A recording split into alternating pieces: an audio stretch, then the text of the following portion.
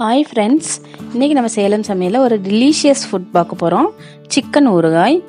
அதுக்கு நான் 1 கிலோ அளவுக்கு சிக்கன் போன்லெஸ் ரெண்டுமே எடுத்திருக்கேன். நல்லா வாஷ் பண்ணி எடுத்து வச்சுருக்கேன். இதில் தேவையான அளவு உப்பு, அப்புறமா மஞ்சள் தூள், தனி மிளகாய் தூள் கொஞ்சம் கொஞ்சமாக ஆட் பண்ணி நம்ம மிக்ஸ் பண்ணிக்குவோம். அப்புறமா பெப்பர் தூள் இதெல்லாம் போட்டு நல்லா மிக்ஸ் பண்ணலாம். தனி மிளகாய் தூள் மொத்தமாக போட்டு மிக்ஸ் பண்ணக்கூடாது, காரம் அதிகமாயிடும். அதனால் கொஞ்சம் கொஞ்சமாக மிக்ஸ் பண்ணிவிட்டு தேவையான கொஞ்சம் கொஞ்சமாக நம்ம போட்டுக்கலாம். நல்லா மிக்ஸ் பண்ணிக்கோங்க. இப்போ இன்னும் கொஞ்சம் கூட நம்ம சில்லி பவுடர் ஆட் பண்ணிக்கலாம்.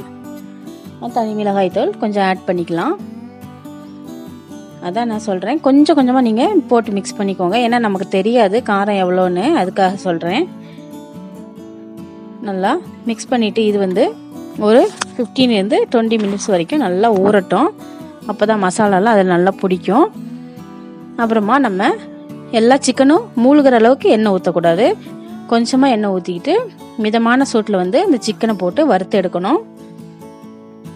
எப்போவுமே இது மிதமான சூட்டில் தான் இருக்கணும். நம்ம ரொம்ப சூடு பண்ணி போட்டோன்னா நம்ம சிக்கன் நல்லா மொரிஞ்சிரும். சிக்கன் 65 மாதிரி ஆயிரும். அந்த மாதிரி இருக்கக்கூடாது. அப்போ ஊறுகாய்க்கு நல்லா இருக்காது, மொறுன்னு இருக்கும். இந்த மிதமான சூட்டில் போட்டு வேக வச்சோன்னா அது ஒரு தனி டேஸ்ட்டாக இருக்கும். நமக்கு ஒரு சூப்பரான சிக்கன் ஊறுகாய் வேணும்னா நம்ம கொஞ்சம் வெயிட் பண்ணி தான் இது பண்ணி ஆகணும். சிக்கன் நல்லா வேகட்டும். இப்போ ஒரு சைடு தான் இன்னொரு சைடு நீங்கள் மிக்ஸ் பண்ணி விட்டுடலாம். ஏன்னா எண்ணெய் கம்மியாக தானே ஊற்றிருக்கோம். அதனால் அந்த சிக்கன் உள்ள தண்ணியெல்லாம் கொஞ்சம் இறங்கி அதுலேயே வேகும். ஏன்னா நம்ம சிக்கன் தனியாக வேக வைக்க தேவையில்லை. இப்போ ஓரளவுக்கு நம்ம சிக்கன் வெந்திருக்கு. இப்போ நம்ம வெந்துருச்சுன்னா இதை எடுத்து கோரி ஒரு பாத்திரத்தில் மாற்றி வச்சிடலாம். பாருங்க, இந்த அளவுக்கு வெந்தால் போதும். இதுவே இப்போ சாப்பிட்ற அளவுக்கு வெந்திருக்கு. இந்த அளவே போதுமானது. இது கோரி நம்ம ஒரு பாத்திரத்தில் வச்சிடலாம். இது ஒரு ஃபில்டர் ஆகிற பாத்திரத்தில் வச்சாதான் அதில் மீதி இருக்க தண்ணி அதெல்லாம் ஃபில்டர் ஆகும். சிக்கன் நரிச்சுன்னு இருக்காது. அதுக்காக ஆல்ரெடி சிக்கனில் தண்ணி ஊறி போயிருக்கும். அதில் இருக்கிற மீதி வாட்டரெல்லாம் ஃபில்டர் ஆகிடும். சிக்கன் மட்டும் தனியாக இருக்கும்.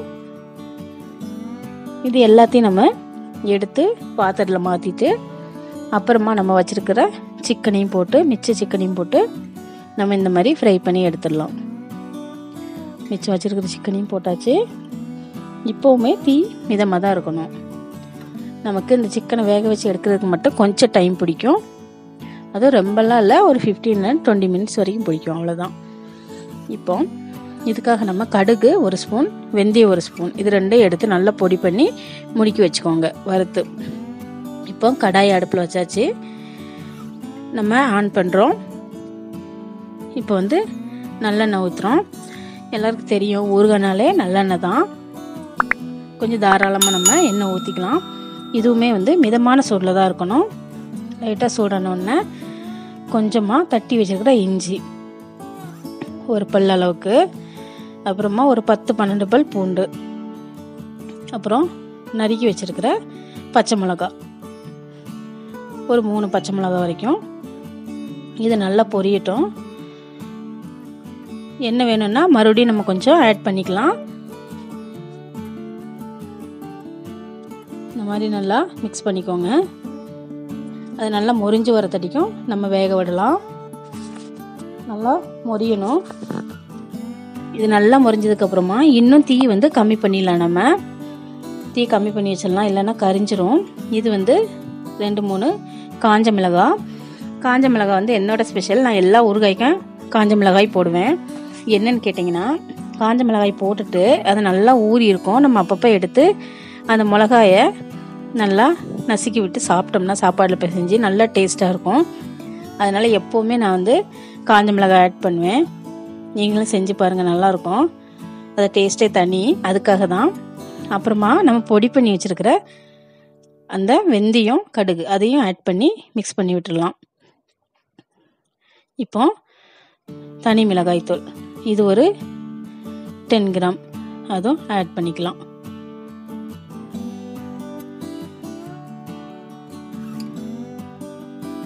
இது 1 கிலோ சிக்கனுக்கு 10 கிராம் ஆட் பண்ணியிருக்கிறோம். நீங்கள் அதுக்கு தகுந்த மாதிரி காரம் எடுத்துக்கோங்க. அப்புறம் தேவையான அளவு உப்பு நம்ம அதில் கம்மியாக தான் போட்டிருக்கிறோம். இதில் கொஞ்சம் ஆட் பண்ணிக்கலாம், தேவைன்னா அப்புறம் கூட ஆட் பண்ணிக்கலாம். இதெல்லாமே மிதமான சூட்டில் தான் வைக்கணும். அதிகமாக தீ வச்சோன்னா பொடியெல்லாம் கரிஞ்சு போயிடும், கருப்பாயிடும், கலரே போயிடும். அப்புறமா தேவைன்னா கொஞ்சம் எண்ணெய் கூட ஆட் பண்ணிக்கலாம். அப்புறமா லாஸ்ட்டாக நம்ம ரெடி பண்ணி வச்சுருக்கிற சிக்கன் அதையும் இதில் ஆட் பண்ணிக்கலாம். ஆட் பண்ணி நல்லா மிக்ஸ் பண்ணி விட்டுடலாம். நல்லா மிக்ஸ் பண்ணி விட்டுட்டா நம்மளோட சிக்கன் ஊறுகாய் ரெடி ஆயிரும். இப்போ 95% நம்ம சிக்கன் ஊறுகாய் ரெடி ஆயிடுச்சு. பாருங்கள், பார்க்குறதுக்கே சூப்பராக இருக்குது, மனம் கூட ரொம்ப நல்லா இருக்குது. இப்போவே சாப்பிடணும் போல் இருக்குது, பார்த்தாலே சூப்பராக ரெடி ஆகிருக்கு சிக்கன் ஊறுகாய். நினச்சதை விட ரொம்ப அழகாக ரெடி ஆகிருக்கு. நல்லா மிக்ஸ் பண்ணி விட்டுக்கோங்க. தீ நம்ம இதில் ஆஃப் பண்ணிடலாம். இதுக்கப்புறம் தீ தேவையில்லை. அந்த இளம் சூட்லேயே அது ரெடி ஆயிரும். லாஸ்ட்டாக நம்ம கொஞ்சமாக வினிகர் ஆட் பண்ணோம். வினிகர் ஒரு 100 ml வரைக்கும் ஆட் பண்ணலாம். வேணும்னா இன்னும் கொஞ்சம் ஜாஸ்தியாகவே ஆட் பண்ணலாம். வினிகர் வேண்டான்னு நினைக்கிறவங்க ஆட் பண்ண தேவையில்லை. பட் நம்ம ஒரு 2 வீக்ஸ் வரைக்கும் தான் வச்சுக்க முடியும். இப்போ வினிகர் ஆட் பண்ணி வச்சிட்டோன்னா நம்ம 1 மந்த் வரைக்கும் கூட நல்லா ஊறி இருக்கும் அந்த சிக்கன் ஊறுகாய். அப்போ இன்னும் நல்லா டேஸ்ட்டாக இருக்கும், நம்ம வச்சு சாப்பிட்லாம். அதுக்காக தான் வினிகர் ஆட் பண்ணுறோம். இதில் புளியெல்லாம் நம்ம சேர்க்க முடியாது, அதுக்காக. பாருங்கள், இன்னும் சூப்பராகிடுச்சு. இப்போ டேஸ்ட்டே ரொம்ப நல்லாயிருக்கும். பாருங்கள், சூப்பராக ரெடியாக இருக்குது.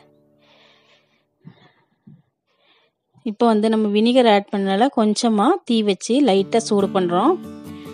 சூடு பண்ணிவிட்டு அப்புறமா நம்ம செப்பரேட்டாக வச்சுட்டு உப்பெல்லாம் பார்த்துட்டு நம்ம ஒரு பாட்டிலில் போட்டு அடைச்சி வச்சிட்டோன்னா நம்மளோட சொன்ன மாதிரி டெலிஷியஸ் சிக்கன் ஊறுகாய் ரெடி ஆயிடுச்சு. நல்லா மிக்ஸ் பண்ணி வச்சுக்கோங்க. இதை நம்ம ஒரு பாத்திரத்தில் மாற்றி நல்லா ஆறுனதுக்கப்புறம் ஒரு பாத்திரத்தில் மாற்றி வச்சிடலாம். பாருங்கள், சூப்பராக ரெடி ஆயிடுச்சு. இதே மாதிரி நீங்கள் உங்கள் வீட்டில் செஞ்சு பாருங்கள், உங்களுக்கு ரொம்ப பிடிக்கும்.